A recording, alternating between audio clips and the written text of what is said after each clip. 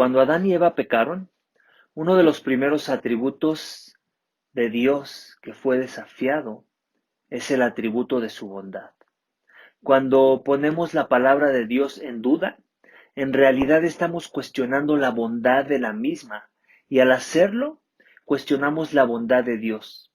Y si ya hemos hecho esto, entonces cuando viene la aflicción a nuestra vida, sin ni siquiera pensarlo, dudamos por automático de su bondad en medio de esa aflicción.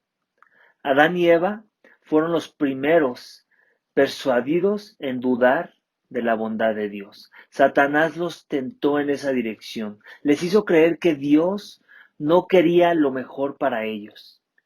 Y el haber plantado ese pensamiento en sus mentes los llevó a desobedecer la palabra buena de Dios. Dios en su misericordia y bondad los tuvo que expulsar de su presencia para no destruirlos.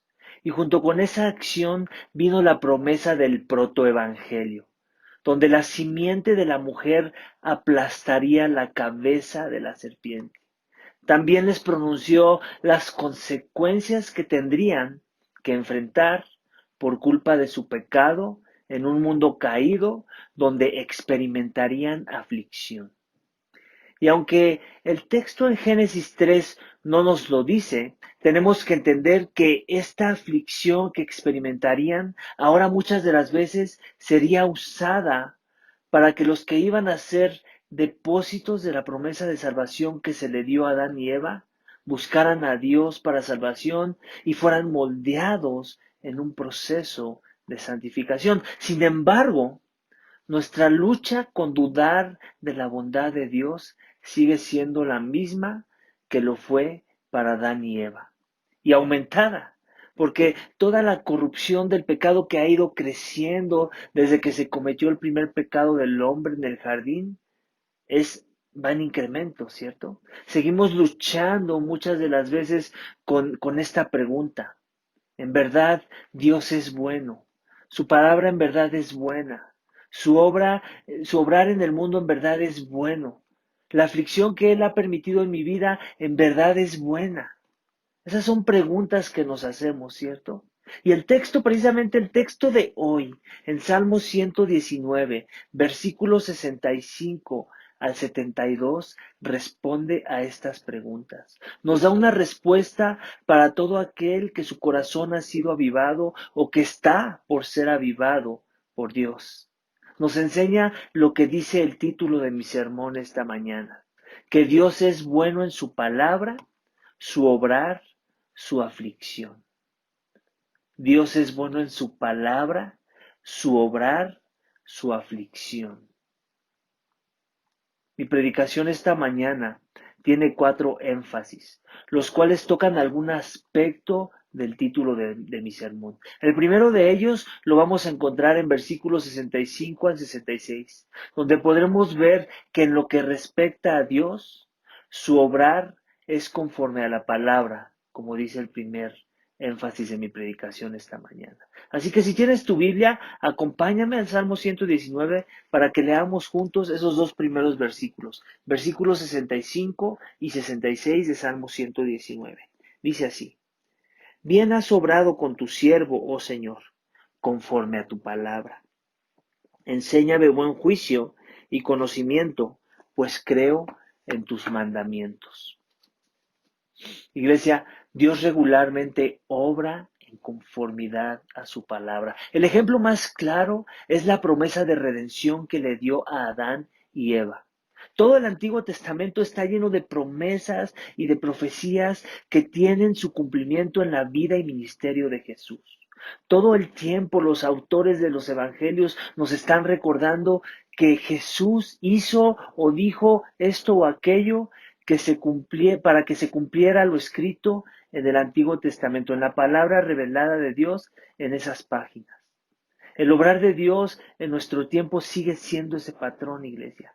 Su palabra sigue siendo el guión que Él mismo se ha dictado para cumplir sus propósitos eternos. De forma que podemos tener la certeza de que Dios no ha obrado o permitido nada aún en nuestro tiempo, que esté fuera de su voluntad, de su palabra revelada a los hombres. De forma que cuando algo pasa en nuestras vidas, que nos pueda dar la impresión tal vez de que no debería estar pasando, pero que al mismo tiempo este sirve para los propósitos de conformarnos a la palabra de Dios, entonces podemos tener la certeza que es algo que Dios obró y que es bueno. Lo que nos va a ayudar a ver las cosas que Dios obra alrededor de nosotros como buenas. Es el recordar este principio básico, iglesia, que Dios no creó este mundo para mí, primeramente, sino que lo creó para Él y para su gloria, y en su sabiduría obra sus propósitos para cumplirlos, y en el proceso le muestra su bondad y su amor a los que son suyos. Cuando tenemos contentamiento con esta verdad, con esta realidad, entonces podemos tener la confianza de declarar lo que dice el versículo 66 que acabamos de leer. Enséñame buen juicio y conocimiento, pues creo en tus mandamientos. Tú no quieres que Dios te enseñe si no ves bondad en medio de todo lo que Él hace, todo lo que Él te revela. Pero cuando entiendes que todo lo creó para su gloria y que en medio de eso Él va a cumplir sus propósitos por medio de su palabra y que todo es bueno y que es para también beneficio de los suyos, entonces queremos aprender de Él. ¿Cierto? Reconocemos que el buen juicio viene de Él y solo de Él. Reconocemos que nuestros juicios no son lo suficientemente buenos como los de Dios, de forma que le rogamos que nos llene de su conocimiento y no del conocimiento de este mundo, debido a que creemos en sus mandamientos, debido a que creemos que sus mandamientos son buenos y que Él obra en base a ellos. El obrar en base a ellos nos da un buen resultado de la misma forma que se lo da a Dios. Cuando actúa Él conforme a su palabra, la misma confianza que nos da el ver su obrar alineado a su palabra, es el resultado bueno que ocurre para la gloria de su nombre y para el beneficio de los suyos. Es la misma confianza que nos anima a obedecer, a obrar en obediencia a sus mandamientos, revelados en su palabra, que nos ayudan a adoptar juicios buenos y conocimiento de lo alto y no de las cosas de este mundo. Así que déjame te hago una pregunta. ¿Cómo ha sido tu obrar en estos días? ¿Ha sido bueno o ha sido malo? ¿Ha sido en imitación a Dios conforme a su palabra o ha sido en imitación a los juicios y sabiduría del mundo? ¿Qué área de tu vida te está pidiendo Dios cambiar tu obrar, conformándolo a su palabra, debido a que no lo has estado haciendo? ¿Cuál es esa revelación de Dios que Él te ha dado en su palabra, que te ha estado costando trabajo actuar en obediencia para obrar conforme a la misma, de forma que puedas obtener un buen resultado para tu vida y que sobre todo, sabes, glorificará a Dios?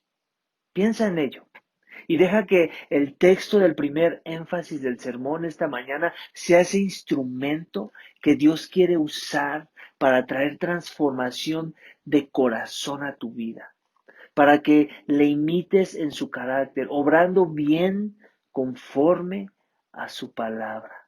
Amén. Segundo énfasis de mi sermón tiene que ver con esta idea, que en lo que respecta a Dios, su aflicción es correctiva. Vamos a leer los siguientes dos versículos, versículos 67 y 68 de Salmo 119. Dice esto: antes que fuera afligido, yo me descarrié, mas ahora guardo tu palabra. Bueno eres tú y bienhechor, enséñame tus estatutos.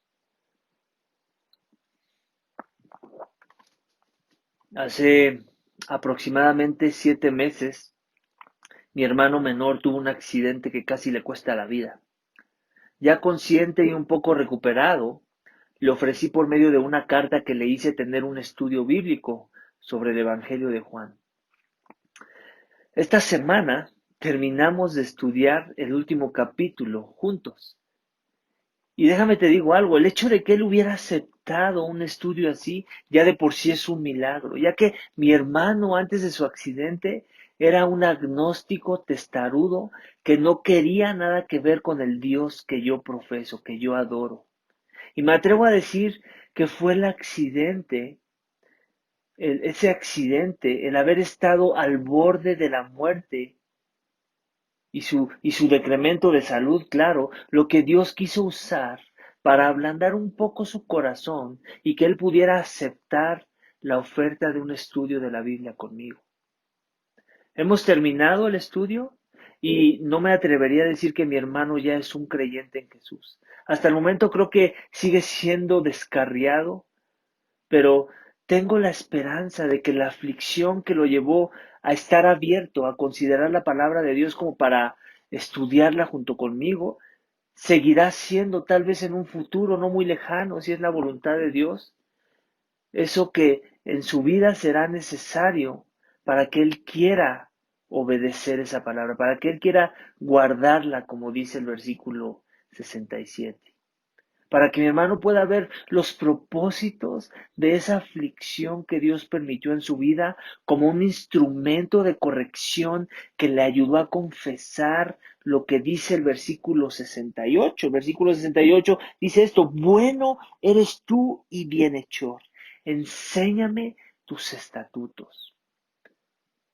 Dios comúnmente usa la aflicción, iglesia, en nuestras vidas para que lo voltemos a ver y en el proceso salvarnos. En su bondad permite aflicción y la dirige hacia nosotros, hacia nuestro ser, ya sea para que le conozcamos o para santificación, para conformarnos a la imagen de Jesús. Dios es experto en usar la aflicción como un instrumento que es bueno y poderoso para acercarnos más a su persona, para ayudarnos a guardar su palabra y querramos someternos a sus estatutos con una actitud humilde, con una actitud de aprendiz.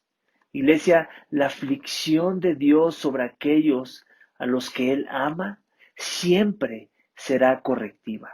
Nunca debemos de ver la aflicción que Dios permite a aquellos que han sido avivados por Dios como un castigo. Podríamos tal vez verla como una disciplina si tú lo quieres, pero no como un castigo. Una disciplina llena de bondad y nunca de odio hacia nuestras vidas. Iglesia, solo el corazón que ha sido avivado por Dios puede ver a Dios bueno en medio de la aflicción por la que estemos pasando. Esto no quiere decir que siempre será fácil reconocer la bondad de Dios en medio de la aflicción que Él está permitiendo. Aún más difícil será ver la bondad de Dios cuando la aflicción vino como consecuencia de la corrección sobre nuestras vidas. Pero si conocemos, iglesia, el carácter de Dios en su palabra, podemos tener la misma certeza que leemos en versículo 67, donde nos deja ver el pasaje que muchas de las veces Dios traerá aflicción ante el descarriamiento, ya sea para salvación de la alma o para la conformación del alma a la imagen de Jesús. Así que, ¿cuál es tu aflicción esta mañana? ¿Tiene que ver con salud, tal vez? ¿Tiene que ver con tu trabajo? ¿Tiene que ver con algún problema que te vino y que te está mortificando? ¿Tiene que ver con el pecado de alguien más en tu contra? Tal vez es financiera. Yo qué sé. Cualquiera que sea, no escapes la posibilidad de que Dios la haya traído para cambiar un aspecto de tu carácter, un aspecto interior de tu corazón, de tu persona. O simplemente para que le conozcas de manera más íntima, como le sucedió a Job en el libro de Job. No toda aflicción es correctiva, pero podemos pensar en esa posibilidad, ¿cierto? Existe la posibilidad de que tu aflicción sea para salvación, por ejemplo, para que dejes de ser un descarriado y en su lugar guardes la palabra y te sometas a la enseñanza de los estatutos de Dios. Piensa en ello y deja que el texto del segundo énfasis del sermón esta mañana sea un instrumento que Dios quiere usar para traer transformación de corazón a tu vida, para que le imites en su carácter y puedas ver su bondad en medio de cualquiera que sea tu aflicción en este momento de tu vida. Amén. Amén, iglesia. El tercer énfasis de mi sermón, iglesia, tiene que ver con esta idea de que en lo que respecta a Dios, su palabra es mi sostén ante el soberbio. Esto lo vamos a encontrar en los siguientes dos versículos, versículos 69 al 70. Así que acompáñame a leerlos juntos. Versículo 69 dice esto: Los soberbios han forjado mentira contra mí, pero de todo corazón guardaré tus preceptos. Su corazón está cubierto de grasa, pero yo me deleito en tu ley. Iglesia, es más fácil querer guardar la palabra de Dios y deleitarnos en ella cuando las cosas van bien, ¿cierto? Cuando nos enfrentamos, pero cuando enfrentamos oposición en la vida o circunstancias adversas como que no se nos facilita, ¿cierto? Guardar la palabra de Dios, no se nos facilita querer escudriñarla o compartirla a los demás. Cuando se nos presentan estas cosas, cuando tenemos algún ataque de algún enemigo, injusticia en nuestra contra, tenemos que reconocer que muchas de las veces no nos deleitamos y no guardamos la palabra, como que no se nos viene natural. Cuando el enemigo está al acecho, cuando el soberbio, iglesia, se levanta en contra nuestra, las cosas se complican. Y nuestro Dios, que veíamos tan grande, pareciera como si se hiciera pequeñito, ¿cierto? Sentimos como si algo se le hubiera escapado de las manos o salido de control. Y como consecuencia, estamos experimentando mentiras, maltrato tal vez de parte de otros que son de corazón duro. Cuando la palabra de Dios usa esta expresión de versículo 70, de aquellos de corazón cubierto de grasa, se está refiriendo a aquellos de corazón duro, cuyo corazón no ha sido avivado, un corazón que solamente está planeando el tropiezo, iglesia, de los demás, de aquellos que no son de Dios, de aquellos que desde la perspectiva de ellos, que son soberbios, nosotros no somos dignos de estar parados en donde estamos, ya que ellos se sienten que son mejores que nosotros. Así que la tentación de los que hemos experimentado la transformación de corazón cuando los soberbios se levantan en contra nuestra, será querer buscar nuestro sustento en nosotros mismos o en aquello que nos rodea cuando el soberbio se vuelve en contra nuestra. Iglesia, pero versículos 69 y 70 nos están exhortando a no actuar con insensatez cuando esto sucede. Y por cierto, déjame te digo que sucederá si en verdad estás caminando en la verdad. Iglesia, los dos peros que vemos en el texto, que dividen la segunda parte de cada uno de los versículos de esta sección, nos instruyen para responder correctamente ante situaciones de soberbia que nos afligen. Iglesia, el corazón que ha sido avivado por Dios encuentra su sostén en la palabra de aquel que lo avivó a sus caminos.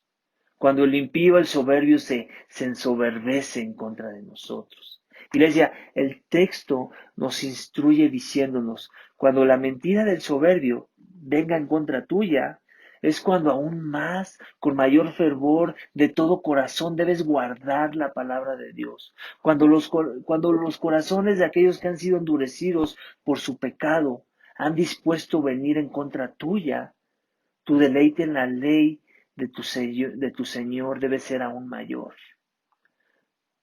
Así que, ¿por qué es, más bien, por qué es que esa debe ser nuestra reacción? ¿Por qué es que la palabra de Dios es donde encontramos nuestro deleite ante los ataques de que obtendremos fortaleza para resistir al soberbio? ¿Por qué es? Dios no nos dice huye del soberbio, ¿cierto? Tampoco nos dice, responde con dureza de corazón al duro de corazón. Él nos dice, deleítate en mi palabra, guarda mis preceptos y deja que mi palabra sea tu sostén ante el soberbio. Iglesia, debemos recordar también que la hostilidad de los soberbios, de aquellos a los cuales no les ha amanecido, que aún tienen un corazón endurecido, muchas de las veces es también la forma de aflicción que Dios quiere usar para forjar en nosotros el carácter como el de su Hijo Jesucristo, quien es el modelo perfecto de lo que significa vivir esta verdad. Así que déjame te hago esta pregunta. ¿Quién tiene actitud de soberbia en tu contra en estos días? ¿A dónde estás volteando para encontrar tu sostén para resistir esa soberbia? Si no ha sido en la palabra de Dios donde has descansado de tus enemigos, ¿en dónde has estado poniendo tu esperanza y tu sostén, tu descanso? Y si no ha sido en la palabra de Dios, ¿qué vas a hacer para cambiarlo? ¿Dejarás de confiar en tus caminos para encontrar sostén ante la aflicción de los soberbios? ¿Comenzarás a obedecer el texto que te anima a encontrar tu sostén en el Dios de la palabra? Si tu corazón en verdad ha sido avivado, sé que esto harás. Si no lo has estado haciendo, esta es una oportunidad que Dios te está dando para arrepentirte por buscar falsos sostenes y que te vuelvas al sostén de la palabra de Dios. Piénsalo, piensa en ello y deja que el texto del tercer énfasis del sermón esta mañana sea un instrumento que Dios quiere usar para traer transformación de corazón a tu vida, para que tu sostén lo encuentres en la palabra, sin importar cuál sea el ataque de soberbia que ha venido en tu contra en este momento de tu vida. Amén. Vamos a ver el cuarto, iglesia, y último énfasis de mi sermón esta mañana, que tiene que ver con la idea de que en lo que respecta a Dios, su bondad me aflige, pero me ayuda a valorar la palabra. Y eso lo vamos a ver en versículos 71 y 72. Acompáñame a leerlo juntos. Dice, bueno es para mí ser afligido, para que aprenda tus estatutos. Mejor es para mí la ley de tu boca que millares de piezas de oro y plata. Iglesia, ¿cuándo fue la última vez que hiciste esta declaración? Bueno, es para mí ser afligido. Como que no es una declaración que se nos venga a la mente tan seguido, ¿cierto? Si tú te subes al metro, por ejemplo, a hora pico, y en voz alta haces esta declaración, bueno, es para mí ser afligido. Adivina qué, la mayoría de los que te escuchen van a pensar que eres un loco que se escapó del manicomio. Pensarán que te has metido drogas o algo, o que simplemente te falta una tuerca, estás loco. La aflicción, iglesia, para la persona promedio no está relacionada con la bondad de Dios. Pero para aquel cuyo corazón ha sido avivado, sí que lo está. Para el corazón que ha sido tocado por Dios, la aflicción la ve como ese aliado de Dios que será usado en ocasiones para traer transformación de corazón a nuestras vidas, conformación a los caminos buenos de Dios. Dios, iglesia, ha usado la aflicción en nuestras vidas para mostrarnos sus caminos, para humillarnos y que queramos aprender de sus estatutos. Iglesia, Dios nos aflige en ocasiones de tal forma que podamos recordar lo que leemos en versículo 72. Dice, mejor es para mí la ley de tu boca que millares de piezas de oro y plata.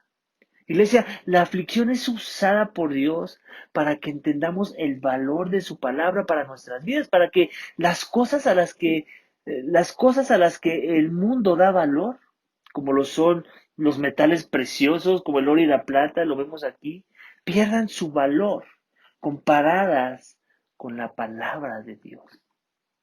Muchas de las veces será por medio de la aflicción que Dios traerá a tu vida lo que Dios va a usar para que pongas su palabra en primer lugar, para humillarte y que quieras aprender sus estatutos, para ayudarte a entender las cosas de este mundo que valoras y que tienen un fin.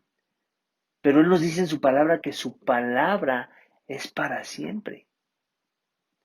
Así que te tengo esta pregunta esta mañana. ¿Qué es eso que atesoras tanto como el oro y la plata? ¿Qué es ese algo que valoras más que la idea de aprender los estatutos de Dios en este momento de tu vida? Tal vez no son metales preciosos. Si eres como yo, no te gusta tanto el oro y la plata. Pero tal vez es algo más. Tal vez es algo que no necesariamente es malo, pero que está por encima de tu devoción a la palabra inspirada de Dios y que Él nos revela en la Biblia. ¿Qué cosa, evento, pasión o persona te ha estado refrenando de vivir esta verdad? ¿Qué es lo que, qué es lo que no te permite decir con un corazón sincero, mejor es para mí las palabras escritas en mi Biblia que eso que consideras con valor, que te roba tu tiempo, tus pensamientos, tus esfuerzos? Si tu corazón, iglesia, ha sido verdaderamente avivado y te está costando trabajo vivir esa declaración, entonces no te sorprendas cuando venga la aflicción a tu vida. Pues Dios a los que ama muchas de las veces aflige, usa la aflicción para ayudarnos a valorar su palabra, para que la veamos como lo mejor, que la veamos mejor que millares de piezas de oro y plata, mejor que las riquezas y el poder, mejor que la influencia y la posición, mejor que una vida cómoda y sin problemas. En su bondad, iglesia, Dios nos aflige para que encontremos en Él y su palabra nuestra mejor parte, lo que nos llena y nos consuela, lo que nos sostiene y nos trae transformación, lo que nos sana y nos ayuda a valorar las cosas que son de primera importancia en esta vida. Para que su palabra se convierta en lo que dice el título de la serie de Salmo 119, que su palabra se vuelva insuficiente y nuestra prioridad en la vida. Iglesia, si tu corazón en verdad ha sido avivado y has identificado que hay algo que en este momento de tu vida se ha puesto en lugar de la prioridad de la palabra de Dios, esta es una oportunidad que Dios te está dando para arrepentirte y para que le des menos valor a esas cosas, a esos planes, a esas personas y que en su lugar se lo des a la palabra de Dios. Así que piensa en aquello que el texto del cuarto énfasis del sermón te está instruyendo esta mañana y que Dios quiere usar para traer transformación de corazón a tu vida, para que la aflicción no sea necesaria y encuentres en la palabra el verdadero valor que satisface tu vida. Amén.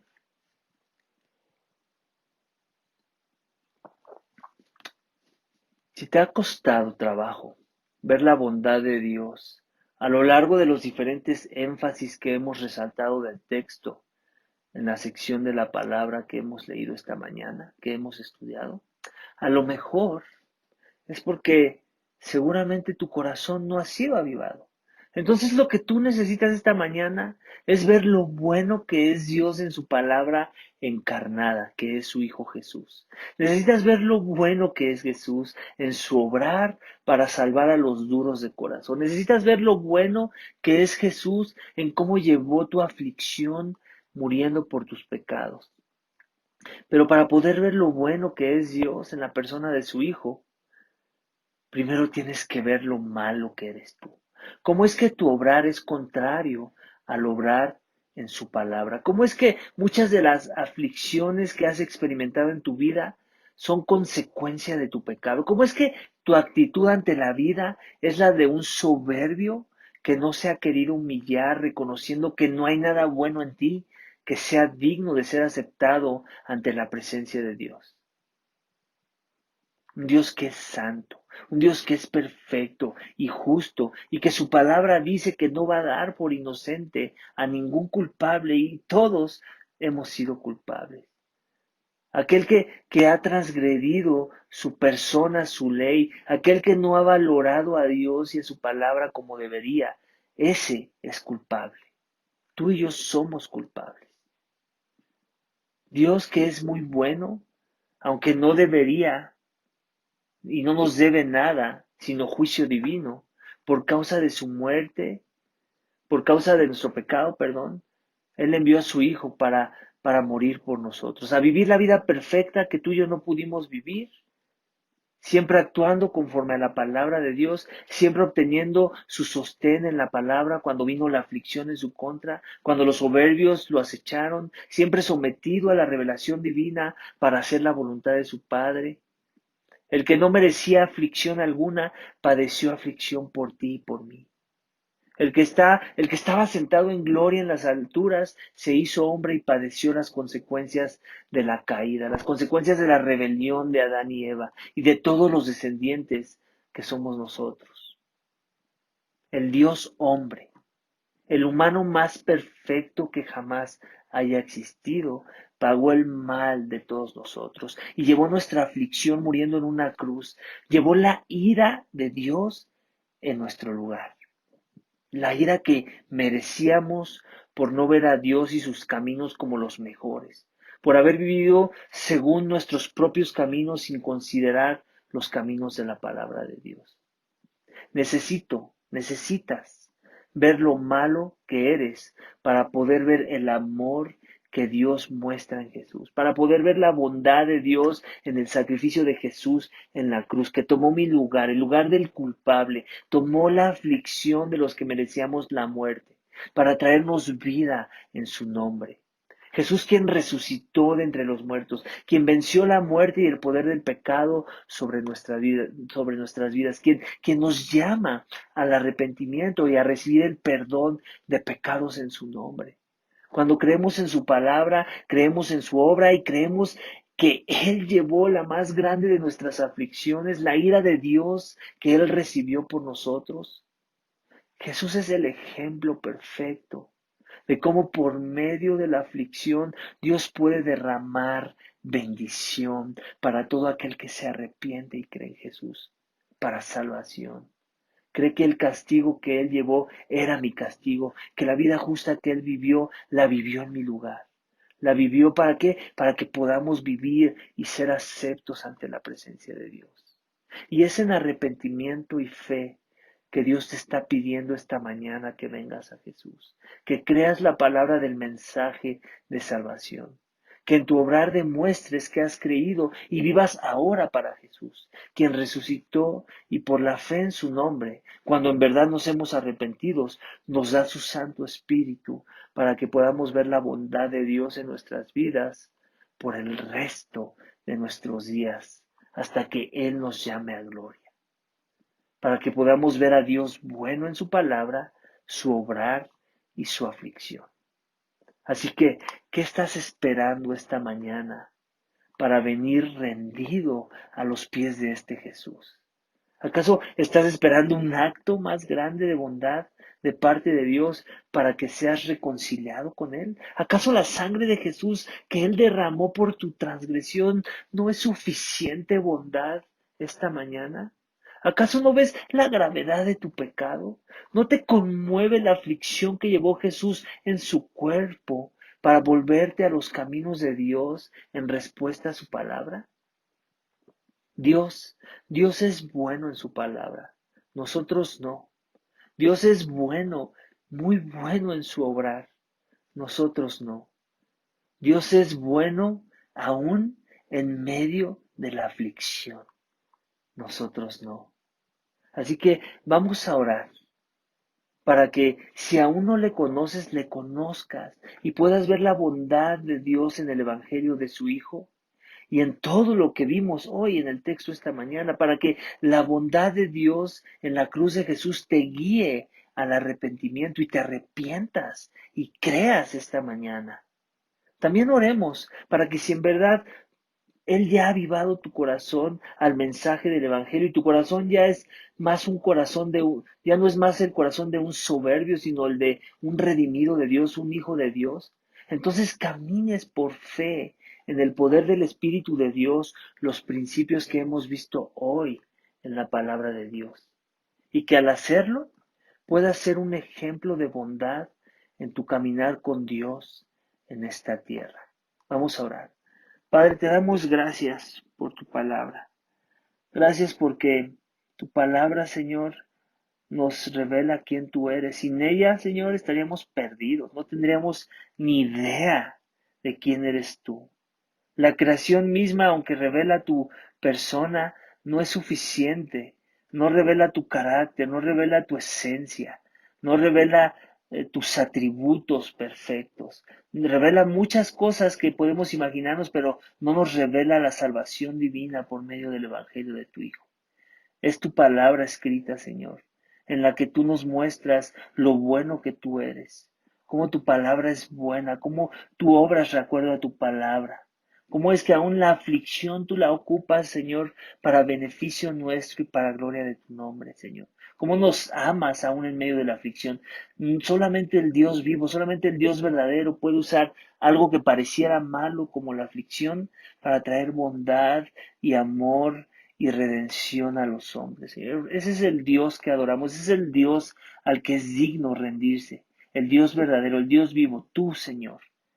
Señor, te pedimos que esta mañana tú abras los corazones, avives los corazones, para que muchos que aún no te conocen, muchos que aún están quejosos de la aflicción, muchos que aún dudan de tu palabra, muchos que aún dudan de cómo tú obras y gobiernas y riges el mundo, las naciones, cómo es que tú permites cosas y nos guardas de cosas, Señor, cómo es que tú nos proteges y al mismo tiempo permites aflicción, que todas esas cosas, Señor, que tienen sentido para el que ha sido avivado, para el que no ha sido avivado no es así, Señor. Y por eso es que necesita tu palabra, necesita el Espíritu, necesita el Evangelio para entender que eres malo y que no hay nada bueno que tú nos debas, Señor. En realidad tú nos debes todo lo que es justo y todo lo que desata tu ira, todo lo que desata el castigo eterno, Señor. Tú no nos debes bondad.